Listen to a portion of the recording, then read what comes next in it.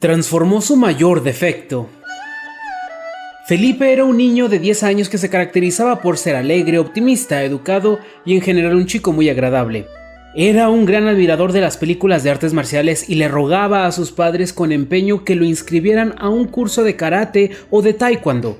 Pero su madre, que siempre se había inclinado más hacia la sobreprotección, se lo negaba. Decía tener miedo de que se lastimara o que se volviera agresivo. Pero la verdadera razón era otra. Su mayor miedo era que se burlaran de él o que se frustrara por no poder ir a la par que sus compañeros, y es que Felipe tenía una malformación congénita, pues había nacido sin su brazo derecho. A pesar de todas las negativas, Felipe no era el tipo de personas que se rindiera fácilmente. Seguía rogando y ofreciendo toda clase de tratos con tal de volverse un maestro de las artes marciales como los héroes que veía en las películas. Después de mucho tiempo, incluso años, mamá se percató que en realidad era algo importante para su hijo y no solo un capricho, por lo que accedió a buscar un entrenador personal de judo, pretendiendo así evitar los posibles problemas con otros niños, aunque en realidad guardaba la esperanza de que el profesor, al percatarse de la condición del niño, se negara a entrenarlo, poniendo fin así a lo que la madre consideraba un interés inapropiado. Cecilia era el nombre de quien sería la entrenadora de judo de Felipe. La madre eligió especialmente a una mujer con la esperanza de que, por serlo, fuera lo suficientemente compasiva para no someter al niño a un camino que probablemente le causaría todo tipo de dolor. Pero para su sorpresa, Cecilia no tuvo mayor reacción al ver por primera vez a Felipe. Directamente habló con madre e hijo sobre el espacio que necesitarían, el equipo, las reglas y todo lo demás, como si estuviera charlando con cualquier otro estudiante. La madre guardaba la esperanza de que otra persona le quitara de la cabeza esas ideas a su hijo, pero su plan no salió como esperaba, por lo que cuando terminaron pidió hablar a solas con la instructora. Le explicó sus preocupaciones y le dijo: «Le pido una disculpa. No era mi intención hacerle perder su tiempo, probablemente me precipité al acceder a las peticiones de mi hijo, pero yo creo que lo mejor sería que no recibiera este tipo de clases. Mejor buscaré otra actividad más apta para su condición». Aún con seriedad, como si esas palabras no hubiesen tenido ningún efecto en ella, Cecilia respondió: «La vida ya le ha quitado suficiente a ese niño como para aún quitarle algo tan valioso como su sueño, solamente por miedo y prejuicio, pero eso es su decisión».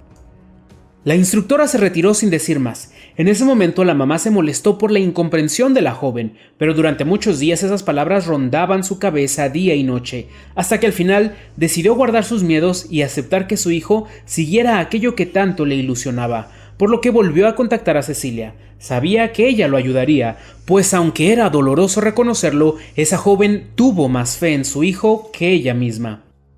Las clases empezaron de inmediato y a Felipe se le entrenaba con la misma disciplina y exigencia que a cualquier otro chico de su edad. Solo había una clara diferencia, y es que Cecilia solamente le había enseñado un movimiento al niño. Lo practicaban hasta el cansancio, pero aún así era solamente uno. Un día Felipe confrontó a la sensei, pidiendo que le enseñara más movimientos, pero ella le dijo que todo llegaba a su debido tiempo. Por el momento, tenía que confiar en ella y seguir practicando ese movimiento. El niño tenía sus dudas, pero si algo había aprendido de sus películas era la importancia de la disciplina y la obediencia. Así que siguió dando su mayor esfuerzo, aunque fuese solamente con un movimiento.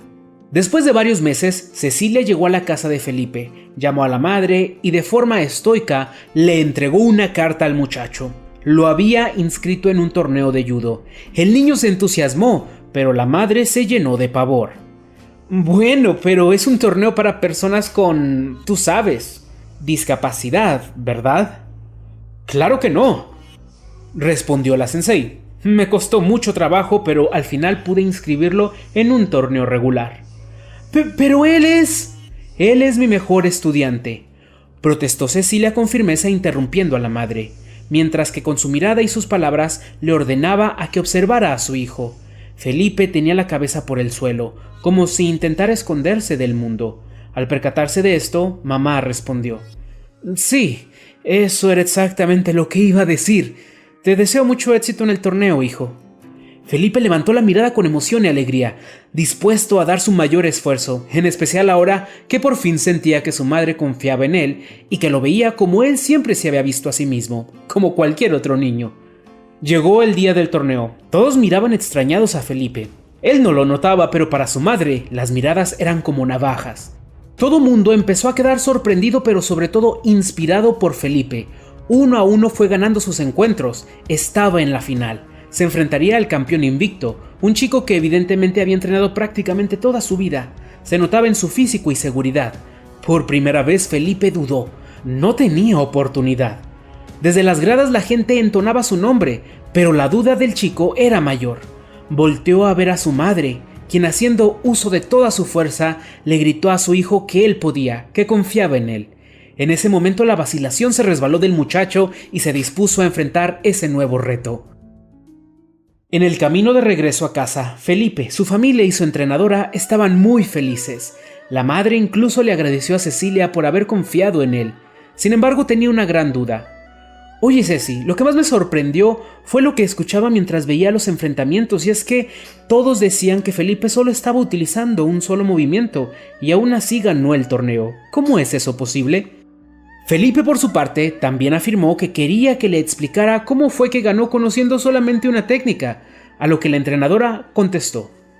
Hay dos razones muy simples para ello. En primer lugar, la técnica que le enseñé a Felipe es una de las más complicadas y difíciles de manejar, por lo que entrenar solamente en ella le permitió dominarla a pesar de su corta edad.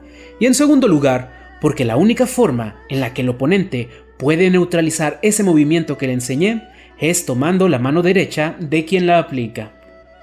Todos quedaron impresionados, pues de un momento a otro lo que la mayoría veía como una debilidad en aquel niño terminó siendo una de sus más grandes fortalezas. ¿Qué reflexión te deja esta historia? Todos tenemos lo que algunos llaman debilidades, defectos, desventajas o discapacidades. Si nos asomamos al mundo, vamos a ver a miles de personas que convierten esas características en un lastre, en una excusa para no hacer lo que desean. Pero también encontraremos muchas personas que, como Felipe, convierten esas mismas características en fortaleza, en sabiduría, en ventajas, o por lo menos en razones para luchar y salir adelante. Al final de cuentas, la decisión es de cada uno. Nosotros decidimos si un obstáculo es una razón para tropezar y quedarnos en el suelo o un escalón para subir aún más alto. Haz clic en los videos que te recomiendo en pantalla para que sigas escuchando más de estas bellas historias que hago con mucho cariño para ti, pues nunca debemos dejar de alimentar la mente, el alma y el corazón.